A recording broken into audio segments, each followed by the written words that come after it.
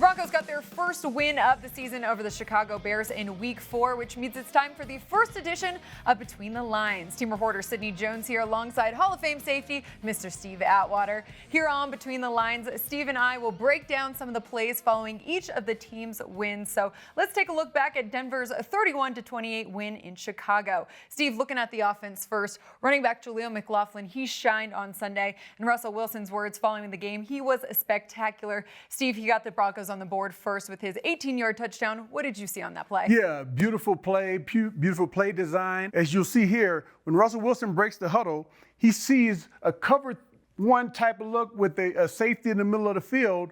But as we continue to roll the film, we'll see that this particular defensive back here is going to drop back into the deep halves, or this safety goes to the other half from the middle of the field. This particular defensive back is going to take the middle of the field, kind of like a Tampa 2 coverage where everyone else has underneath coverage. But that doesn't even come into play because Russell Wilson does a great job of getting the ball out early. And as you'll see, the offensive line creates that beautiful pocket for him, and he's able to get that ball out to Jaleel McLaughlin. And Quinn Miners right here is going to do an amazing job of blocking Tremaine Edmonds, the star inside linebacker who was with Buffalo for several years before going to Chicago. Blocks him and is able to block a few other guys in the process we'll see in the next film.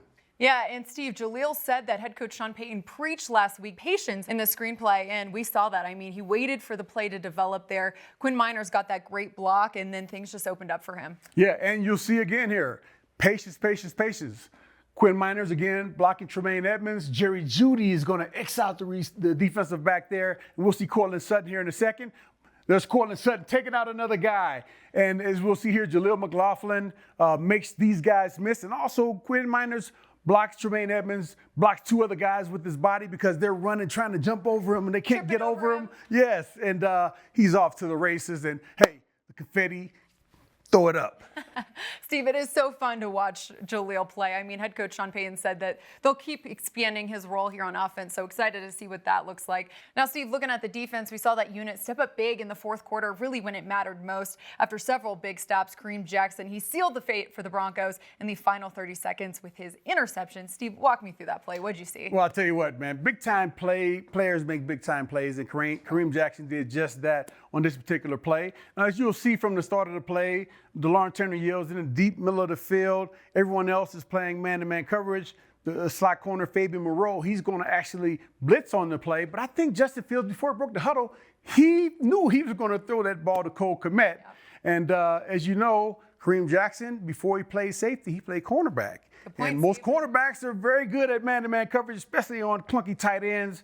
And that was a piece of cake for Kareem Jackson. He was able to step in front of the pass, make a great play. And as you'll see from this other angle, at one point, he was 90 degrees away from the line of scrimmage, and I don't know how he was able to get his arms around to catch that pass. And also, he got pushed off by Cole Kmet, but he was able to turn around, catch the pass, bring it back.